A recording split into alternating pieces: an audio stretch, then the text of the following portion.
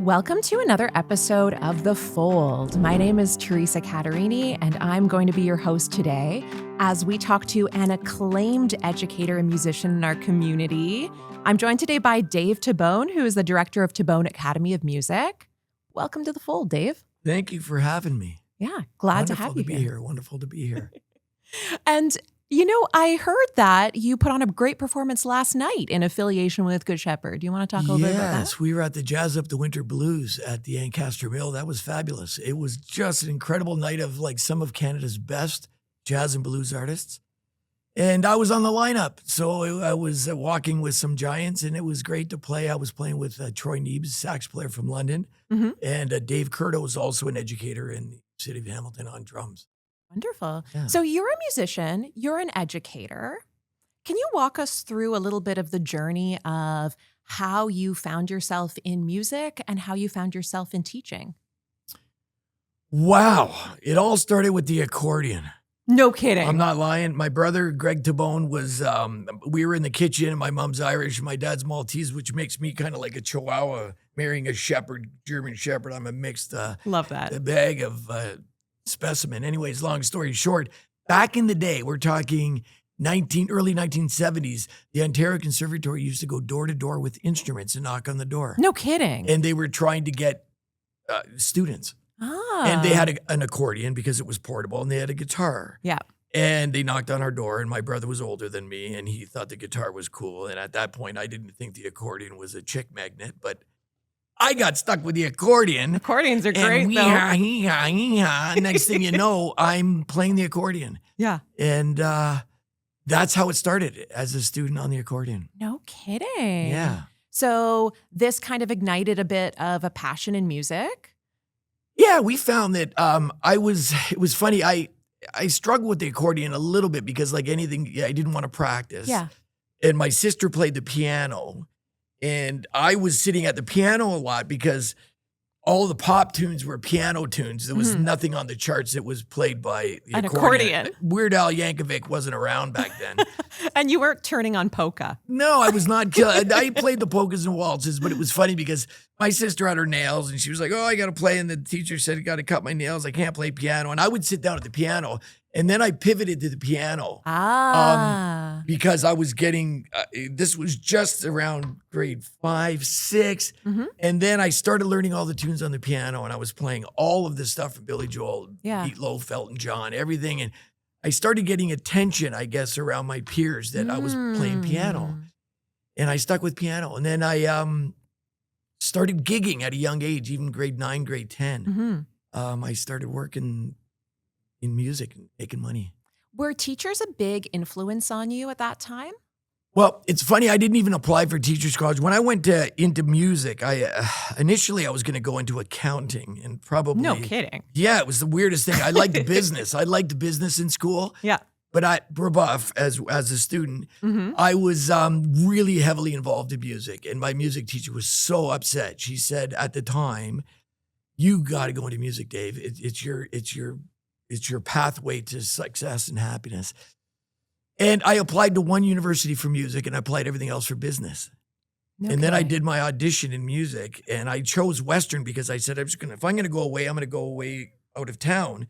And I did the audition, and I had wonderful results, and got in there, and that's how I pivoted to music. That is so serendipitous, you know, that you have a story where somebody shows up at your house and hands you an instrument. Yeah. You have a teacher that just says, this has got to be it for you. Yeah, 100%. You apply to one school. And I only did Western. And then I fell in love with Western. And at the time, my cousins were at Western. I said, this works out great.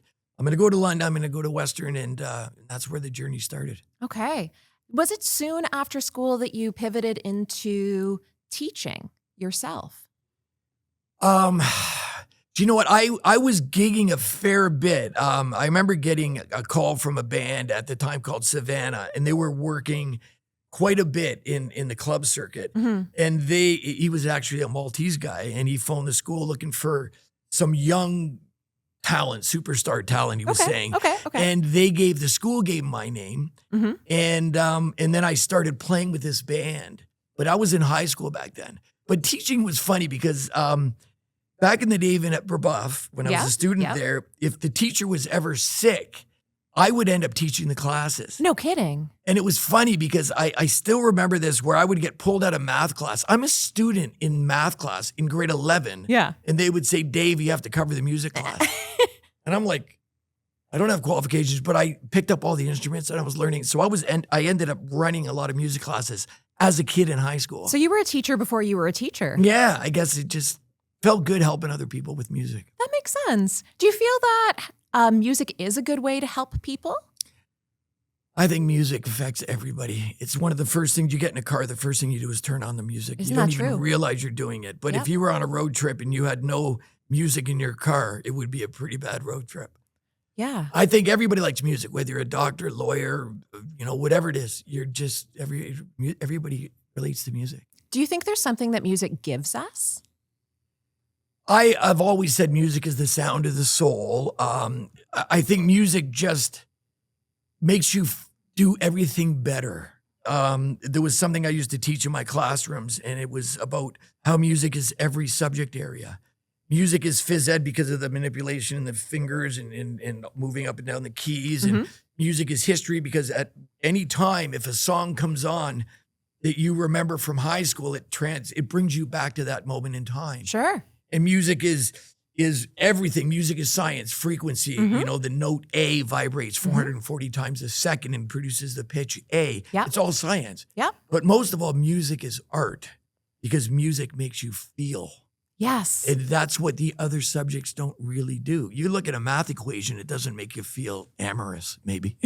Well, But maybe music it can. depends on the math. It depends on the math. It depends what you're into. But the bottom line is music makes you feel, and Yes. that's the difference. Yeah, that's a great point. I've never really thought about how music does kind of connect through all of the subjects. It is a part of our body. It is a part of our history. There's an anthropology in the Absolutely. music that Absolutely. we hear, that we play. It reflects so many aspects of culture, and it means so many intimate things to people. If you take a soundtrack on a movie and there's somebody walking down the beach and it's just this beautiful sunset and they're walking down the beach, but in the background there's this dissonant horror music, something's Sure. not going to is good. But if it's a relaxing, tranquil kind of piece of music, it really shapes the visual. Yeah. So music is so important as a soundtrack to our lives, right? It really does so much that way. Yeah. And so in your teaching of music, it kind of creates this bit of a ripple effect where you're allowing people to engage in that, to feel something of music, to bring music out into the community. Absolutely. And I do believe that music makes you feel all of the emotions. If you are sad and you put on sad music, it just makes it so much easier being more sad. And if you are happy, it just energizes you. If you're angry, you look at anybody who goes to the gym, they're pumping the tunes and it's motivating them. They got 5 sets left and they go, and they're moving and it gets them through the end of the set. Yeah. Music makes that happen. It's like an amplifier. It's like a catharsis for our feelings, right? Absolutely. 100%. Allows them to flow through us a bit. Absolutely. Yeah. Can you tell us a bit about your current business? So you had been a teacher, and we were talking earlier about how you've been a teacher at a few of the different schools here in Hamilton, right? And I understand that you spent some time at BR. Maybe you will talk a little bit about that and the work that you were doing there. Well, I started my first year. I taught elementary. I was what they called an itinerant music teacher. And it's funny enough, I had Brian Mello. I don't know if you know Brian Mello, Canadian Idol. He was in my grade 3 class or so. And I remember getting him up to sing beside the piano. And that was my first year. And then I had a good experience in jazz and stuff like that. So the school board connected and wanted to bring me onto the high school level to relate to high school kids. So I went to Newman and I taught at Newman for 7-8 years. And then I got a promotion as a department head at Bishop Ryan. And then when I became the head of Bishop Ryan, I really had control over my own future. And I was able to, on my term, shape the music program in so many ways. And I started a group called the BR Expression, which has became really popular in the community. And thousands of kids have gone through this program. It's a vocal ensemble. I never liked the term choir. I used to run the school vocal groups. And I never liked choir because everybody said, oh, you're in a choir. And I always said, no, this is a vocal ensemble. This is a vocal group. Yeah. And I was able to really encourage a lot of kids to get involved. So I had kids from the football team. I had half the student council in the group. And we did a lot of stuff when we started traveling. We started competing. Mm-hmm. And that was my music journey in high school. So I had something called the Celtic Fusion Jazz Band. And we had the BR Expression was really the claim to fame. And we went to Chicago, Boston, New York, Nashville, Memphis, Myrtle Beach, all these different festivals. Wow. And we won multiple gold medals. It was a wonderful journey. And then I got old and I got tired and the COVID hit, and COVID was the worst for music. It was just so bad. I can't imagine trying to do that virtually. It was at the end of my career. I had a couple years left before I had to retire. I knew I was going to retire, and we had to pivot to online learning. It was horrible for music. Yeah. Horrible. I think it was horrible for everybody. Oh, it was just such a... But music especially, especially ensemble playing, because there's a delay, right? Oh, God, it was insane. You're trying to teach a kid, and he's playing drums, and and there's latency. Yeah. And, it was... And then they would literally zoom out. Their picture would be on the screen, and you have a Zoom class with 20 kids, and you're trying to listen to them play, and you don't know if they're playing or not. Mommy, it could be their brother playing the piano. You don't know, and you're trying to evaluate them, and it was not good. Yeah, it was a difficult time for teaching, for sure. Yes, and I said, maybe that's a sign. It's time to retire. I think for a lot of people, that was the sign, right? So you pivoted from that into something completely new. Yeah, well, it was funny because as a music teacher, one of the first questions that I used to get at parent-teacher interviews is, how do I make Johnny better at playing the saxophone? Or how do I make Susan better at playing the piano?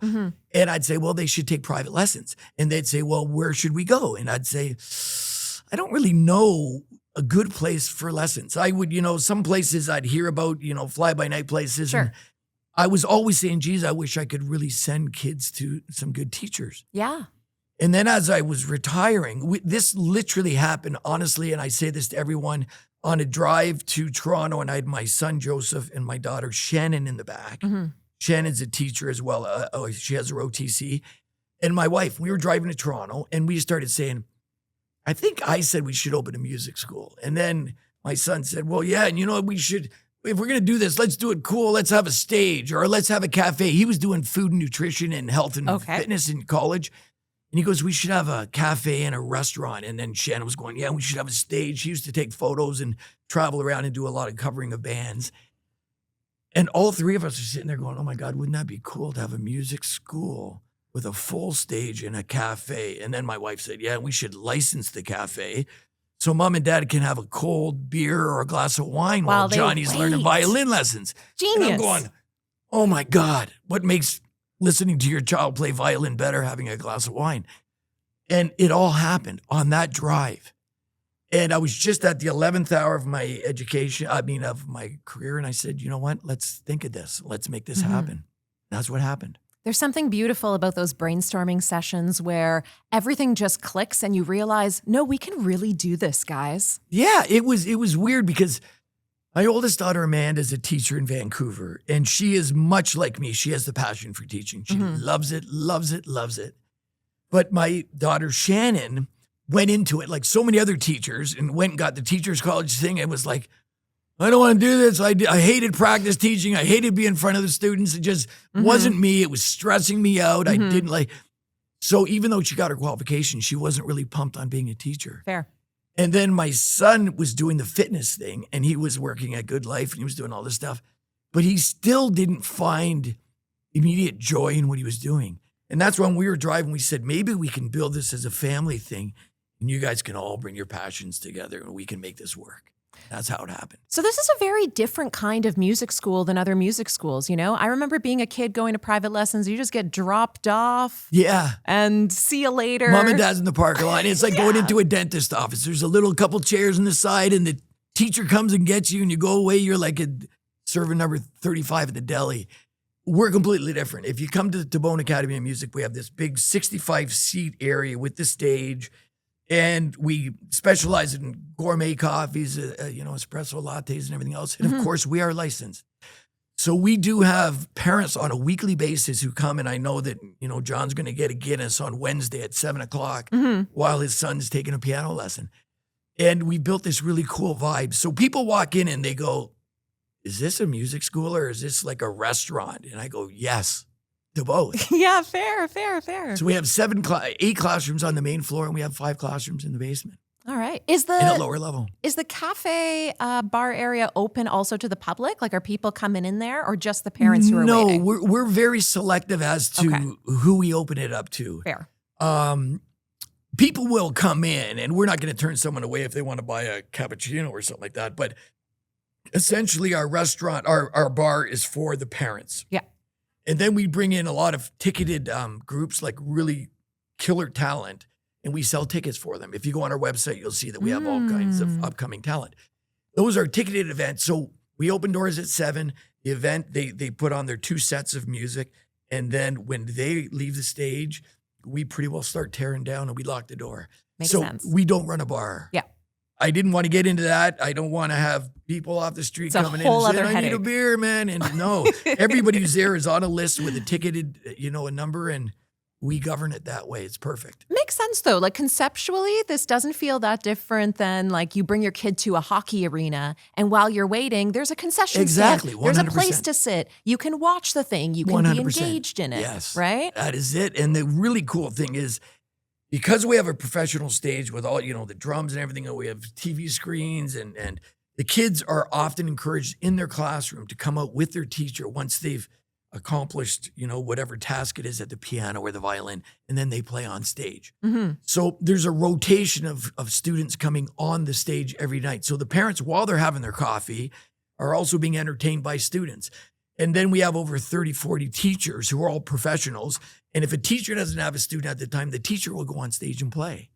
So it's a constant revolving situation with entertainment. Yeah, it sounds like a nice vibe, and also great practice for kids to actually be able to perform in front of people. That's a whole other skill. Oh yeah, 100%.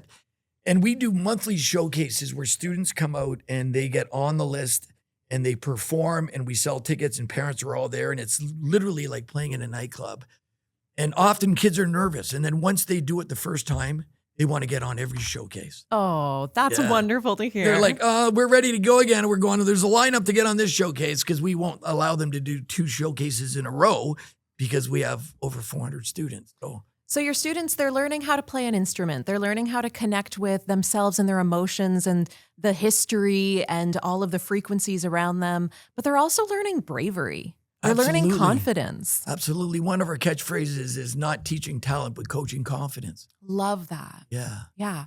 Can you tell us a bit about how you came to know and get connected with Good Shepherd? Well, I mean, I've always, again, when in the Hamilton Wentworth Catholic District School Board, one of the things that they often do is look to music. Whenever there's any event, it wants to be supported with some kind of music, right? Because I was doing with students, they would call upon us for any event, whatever it is. If it's a parent council thing, if it's a fundraiser for this and that, if it's a, whatever the event was, they would reach out to schools. And because we had a pretty successful music program, my phone would almost get the first call. Yeah. So I got to know people in the Good Shepherd organization. The one who actually really brought me into the committee was my uncle. My wife, Mary Tabone, is a Dun, and the Duns are very popular in the city as well. And Ed Dunn is one of the chairmen of the committee I'm on. And Ed, I said to Kathy Wellwood, we really should try to get Dave Tabone because he has so many connections. We should get him. And I had always done things for the Good Shepherd, but not from an organizational point of view. I was always the hired helper, not even hired, but the one who was asked to come and bring musical support to an event. Yeah. And then because it was retired, I said, yeah, maybe now's the time to do it. And so how long has that been that you've been involved? So about 3 years now. And why Good Shepherd? Why is good? Like, it sounds like there's a connection with Ed. Yeah. Right? But otherwise, what attracted you to the work of this organization? Well, it's funny because almost all the ones that we connect with are doing good in the community because we're on the we're very heavily involved in the Charity Hope as well. Okay. And we're also very involved in the CYO celebrity dinner and the CYO organization, Catholic Youth. And they all have a similar resume. It really did the Good Shepherd, except the Good Shepherd is massive. It far reaches into Niagara and Toronto and everything else. And it's really making epic differences in the community. Those are all have their mandates, what they do. But that's how I heard of the Good Shepherd. And so it seems like it's always been I've always heard that name, Good Shepherd Center, forever. Yeah. And then I was proud to be involved. I think being a lifelong Hamiltonian, it sounds like, as 100%. I am as well.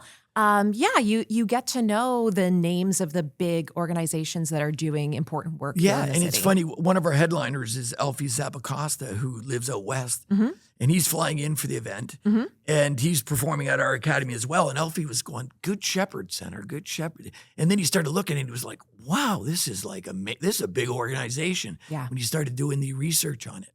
Yeah, quite a lot in the city. So covered. it's known, I think, throughout Canada. Yeah. Do you think that there's something important about bringing your perspective as a teacher, as an educator, as a performer, bringing those community connections? And you mentioned this earlier that you were invited in as a person who has many connections, right? What is the value of bringing those connections into an organization like this? Well, you know what? Music, again, music changes lives in so many ways. And I think I'm an entertainer in many ways, right? And I still get hired to play weddings and all kinds of things. I play a lot of funerals right now, and that's always a funny thing. I always say people are dying to hear me perform. That's a bad joke, but it's kind of true. I do. I'm doing a lot of funerals these days because I'm available. A wedding, I get booked a year in advance. A funeral sometimes is a 2-day notice thing, right? Yeah. So I'm accessible. I do that, a lot of that. But I realize the connection music makes to every event, whether it's a sad event or whether it's a joyous occasion like a wedding. And it was always, I always felt that I could make an event better by uplifting the spirit and the ambiance of the room. And that's really what I think people would say, man, we're so happy that we got you guys involved. It was even like my wife runs the junior expression, and I should mention that a little bit. So I created a senior expression, was at the high school level. And then my wife started a feeder system with the students of the Bishop Ryan High School community. And she started the junior expression, which was made up of grade 5, 6, 7, and 8 kids. Oh, kids who aren't even at BR They're not yet. in high school yet. And then she started that model. And now the board has adopted it. So there's a junior St. Thomas More choir group. There's a junior St. Mary's group. And there's a junior St. John de Brebeuf group. But the junior expression has like 200 kids. And my wife does that. And now they're getting also a ton of calls. And that's why they're on the Good Shepherd program as well. Oh, that's that wonderful. Day for that Believe show, yes. Yes. Can you tell us about this upcoming show that the expressions are going to be involved in? Yeah. So I think that was the original carrot that they were hanging in front of me. They wanted me to put on some kind of, Kathy Wellwood and Ed Dunn was saying, we need to put on some kind of showcase for kids. And it's really aimed at kids and families. So we picked a Sunday afternoon. We said Sundays are great because people are looking for family things to do on a Sunday. So we created the show last year, and it got its title Believe from our headliner. I had worked a couple times with Susie McNeil. I'm not sure if you know who Susie McNeil is. And she was on In Excess Next Star, and she sings backup with Aerosmith. So she's quite an accomplished singer in Canada. So we thought of getting Susie, and her big hit was used for the Olympics, and I believe it was 2010, and it was a song called Believe. So we came with that as our original theme. And last year we had a couple of other great, Brian Mello was on the show and a bunch of other really talented people. And that worked out really great as the initial showcase.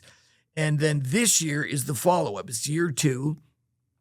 And again, I've known Alfie Zappacosta for a while. And he's an older guy, but he's a product of the 80s, but he's still performing. And he has probably 20 albums, and it's just amazing. And all of these people that I've taught throughout my career have gone on to become really established musicians, including Adrian Ferrugia, who's going to be on as a jazz pianist, who's won multiple Junos and has toured the world as a jazz piano player. Yeah. So he's going to be on the showcase. And then I was one of my past students in high school from Cardinal Newman, Mike Ferfolia, a super accomplished singer and bass player. And I started building this honor band to back up all these other groups. So that's basically what we have. We have this really talented killer band backing up these other people who are coming in on the showcase. And then we're closing the show with the 200 voices of the junior expression. Oh, fantastic. Like hearing a group of children's voices. Oh, it's I know amazing. they're not young children, but it's still so Well, touching. it was great because if you take a listen to Believe, that song, the anthem at the end, the chorus, when it's joined in by 200 students is just spectacular. And then Elfie's song, the theme of this one, if you look it up, he wrote the song with David Foster, the David Foster that everybody knows about. And it's called Nothing Can Stand in Our Way, or Nothing Can Stand in Your Way. And it has this recurring chorus, which is just going to sound dynamite with 200 kids singing. Wonderful. Elfie's going to turn around and say, wow, man, this is great. And he'll be, so it's a great opportunity for the kids because they get to learn the song and then perform the song with the person who released the song. Yeah, that's amazing. So it's cool, yeah. There's something so special about young people and groups of young people putting themselves out there. I feel like the Olympics were just on, right? And watching people perform at a high level, often these very, very young people, I think it just touches us in a different way, right? It's amazing. About 7 years ago, we got the opportunity to perform with Lorde, who was Grammy-winning Lorde. And she called me, her contact people got in touch with me, and they wanted us to provide 40 students, high school students, to back her up No at kidding.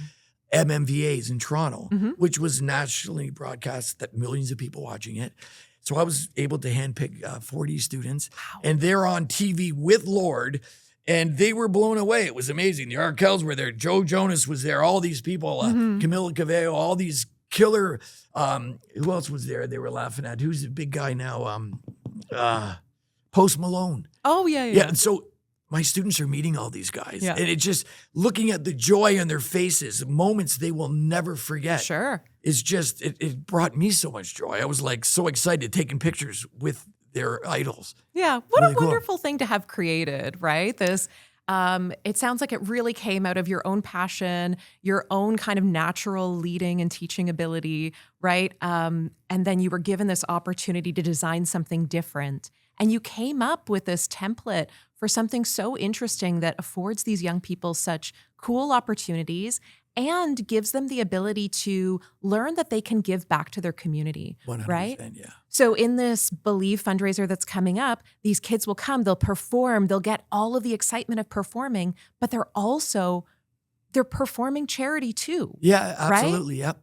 Everybody wants to give back. I mean, musicians, we'll have that conversation. Musicians have to make money. And it's always a tough thing because their craft is their ability to perform. And that's how they feed their families or pay their mortgage and pay for their car payments. Mm-hmm.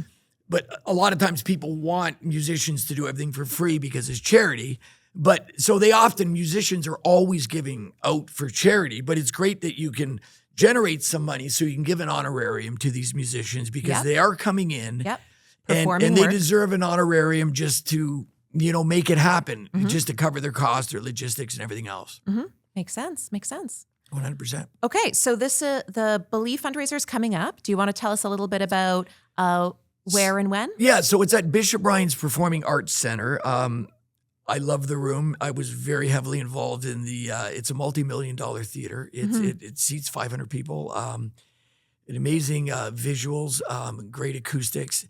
So we're in that theater, and the Hamilton Wentworth Catholic District School Board was very generous to offer us the space for the Good Shepherd at no cost, so we could put on the fundraiser. So that will take place on a Sunday afternoon. It's very family oriented. We'll have some drinks and refreshments in the foyer, and we'll put on this really, really killer show in the theater. It's a great afternoon out for parents, and the tickets are affordable. I think they're only $25 for a ticket. Which is really nice as a fundraiser, right? Because often the cost of going to an event can be quite high, right? Oh, yeah, 100%. And it's funny, Alfie Zabakasa will be performing at our academy the 2 days prior, and you'll see Alfie and you'll see all these people who are sometimes charging $100 a ticket. They're on the lineup for $25. Yeah. And even that money that goes, it's going to the Good Shepherd organization. So it's good value, good cost, right? 100%. But also like a good cause to show up for. You get to see these high-level musicians, as well as seeing these kids perform their hearts out. Oh yeah, it's amazing, and the money's going into a good place. You know, I was trying to compare a ticket price to, and this is the truth. You can look it up online. I looked at the price of a steak at the Keg, and I always say T-bone steak my whole life. Dave Tabone, I used to say T-bone steak, best steak in the house, T-bone steak, and it's $82 for a T-bone steak at the Keg. Right. $82. And people won't think twice about that, but buying a ticket for a fundraiser or support musicians and things like that, sometimes they go, oh, it's a little expensive. Not really. Yeah. You know, for the price of a T-bone steak, your whole family can come enjoy the show because you can buy 3 tickets.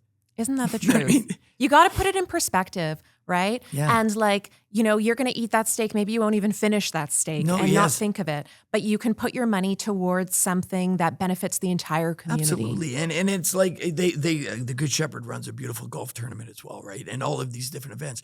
But golf is another example where people don't think anything about spending $100 in a green fee. Mm-hmm. Then put your money, if you're going to go golf for like the Good Shepherd Center and raise money for a great cause. Where can people find tickets to this? I believe everything is on the Good Shepherd website. Perfect. I believe. And if you look for the Believe concert, if you go to goodshepherd.ca, I believe it's .ca, there's a link to the Believe show. Wonderful. And if people wanted to find you, where would they find you, Dave? They can find me at taboneacademyofmusic.com. We have a wonderful website that my daughter, a very intuitive website that has links to all of our shows, everything we do at Tabone. And we started a new program, which is great now. We're now catering to seniors, and we call it Lessons and Lattes, where we're trying to, on Wednesday afternoons, provide lessons to retired people. Wonderful. To build, again, the capacity to keep your brain sharp and your right and left hemispheres fire together with music and all what it does for Alzheimer's and all kinds of memory issues and all. Music is wonderful. So now we're expanding into the senior market as well. And that's all at taboneacademyofmusic.com. You'll see that program. Well, thank you so much for joining us here, Dave. It was such a pleasure to talk to you. I should have brought my accordion. I would have loved that. I still play the accordion. It's funny. I play the accordion and people try to hire me and I'm going, no, I don't want to play the accordion for people at Italian weddings. And I still get the odd gig on accordion because it's hard to find people who play accordion. Yeah, it really is. Yeah. Well, thanks again. There you go. Wonderful to be here.